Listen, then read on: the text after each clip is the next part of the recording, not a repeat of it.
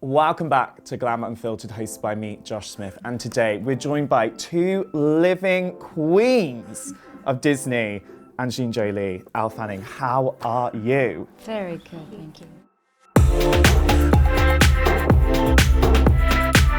I was in bits watching this towards the end, like full-on sobs in the cinema. And what was so amazing for me is the kind of journey of self-discovery both of your characters go on. What has your own journey of self-discovery been like for you?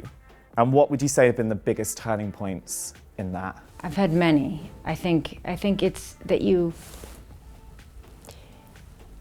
it is very important to me that the film speaks about finding your true self and being your true self, no matter how people see you or what they feel you should be, and to accept each other and to want for other people to be. I see somebody who's not being themselves and I feel like it's like a choking feeling, like they can't breathe, and so many people are living that way, whether it be through the politics of the country they're in or the home they live in, and it's horrible.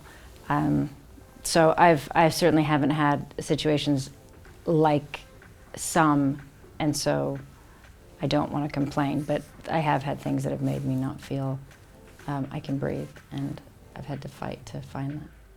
How did you fight to find that? My children helped me. And I guess you go through a certain point of pain or loss, and you either go down or you get back up. What's that been like for you, Elle? I think for everyone, you have to find your fight. My mom always says, like, the way you handle disappointments is what defines you.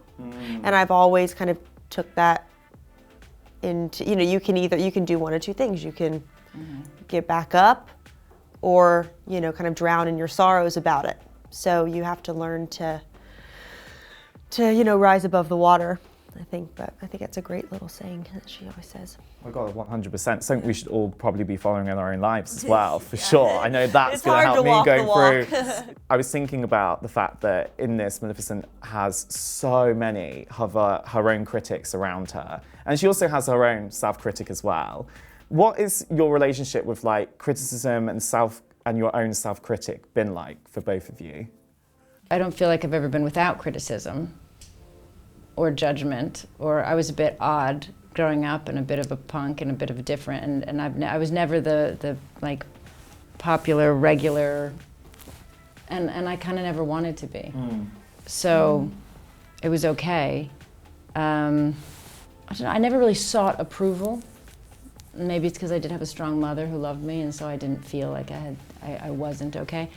I'm self-critical. I'm really hard on myself that I don't do enough, and I wonder always if I'm being a good enough mom or if I'm being a good enough person, if I'm doing enough. But I do know that when I put my head in the pillow at night, I know who I am inside, and I know I am a good person. I know I wish people well, and so you kind of, when you know your inner self, and and really my kids would tell you they just tell you I'm silly. So, that tells me everything I need to know. When they have a problem, they come to me. They think I'm funny, and I tend to be the one that goes and gets the Band-Aid. So that's all I need to know about me. Yeah, for sure. What about you, Elle? Gosh, obviously, people are going to judge everyone. Sadly, that's kind of the world we live in. People love to judge people, and that's the story that people want to read negative stories, which is so. That's the way it works. Like they'll click on that and let's see this, the dirt, and I don't know. I've never really. I haven't been someone that's read like what critics say and been crazy about it. Because also I feel like don't give them power. They're saying something mean about you. Don't give them power in that, and they hate that more, which I love. I'm like, you hate that I don't care. Yeah. So I think, try to, of course, I am sensitive to things, but you have to, don't give them the power, And one of the most amazing things about this film is this incredible cross-generational relationship. And I know with your work as an activist, you've done so many amazing things to raise younger generations of women up. When you come to doing a film like this, where that message is so profound and so powerful, how important is that for you and for both of you, that relationship? It's very important. I don't think it's never been something, I was very close to my mother. I've always felt the strength of women.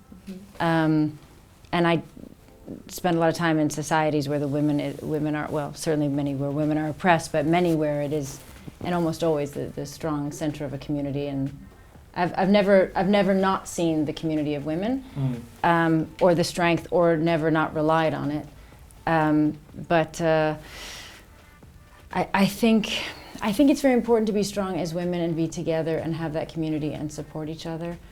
And I also think, which this film says, it's very important to learn from, be close to, and identify the strengths in the men around you. Yes. And there are many great men in the film, and that was really important to us, that it wasn't isolated, that you find strength together as women, which many are trying to do now and speaking up about, and somehow that means separate from the men in your life. And it's very important to come together and help them also understand and be a part of the... Because we're not going to get progress unless we bring men along for the ride as well, right? And there are sons and husbands, fathers, boyfriends. We are, and women in our nature, we're very nurturing. A lot of people are, of course, but it is not in our nature to. I don't think we're born. Like, you're not born to fight. Maleficent's not born, well, she may be born to fight, but I think she may have it in her. But I think you're born to, you want to just fight for what you believe in. You don't want to be fighting to survive. And I think there's a big difference, and we have to help a lot of women to get past that place where they're just fighting to survive. Because there's also in this a lot of power and vulnerability. And when Maleficent taps into her vulnerability, like your character as well, it almost empowers them in a way, which I found really profound. Can you remember a time in your own lives where you've tapped into your own vulnerability and you'd be like, this has actually made me a much, much stronger person? To me, the actors that I love to watch the most are the most vulnerable and open to the audience. And for me, I always try to remember that, and that weakness, is also can be your strength too. And yeah, I know those times, I don't know, I actually really love kind of feeling vulnerable on set. Is that odd to say? But you know what I mean? It's like there's something so open and raw, and you're just like there. And for me, it kind of can be very cathartic to have like a really just emotional, vulnerable experience. And also, a lot of the time you get, of course, the set, you become family, but in a way you're kind of around strangers. So in a funny way, I feel more comfortable because they don't know me, so I can kind of go there. Like if it was in front of my family or my friends, maybe I wouldn't want to show that side of myself. But on set, I feel more comfortable because, we're all working together to do this thing, and they don't necessarily know what I'm going through, but it's a space where I can just you go in the woods and scream. So I think like vulnerability is really is key in my life, for my art, but also, just in my existence. I don't know. You do seem like you've always been, and it's part of the strength of Aurora, and it's part of the strength of Elle. She's never shut off her emotional life. She's somebody who wears it, and who wears her softness, and who is strong enough to wear that softness, which a lot of people, they're not. Because what's your relationship with vulnerability been like, would you say? That's such a good question. I know, right? What is my relationship with vulnerability? Very similar to Maleficent's. Yeah. We are not comfortable with it. Guys, congratulations on an incredible film. And for being such amazing, empowering role models for our society as well, because I think you two are just both amazing. Thank you. And your work has been so incredible, and I've always admired it. So keep fighting that fight. Thank you. Thank you so much, guys.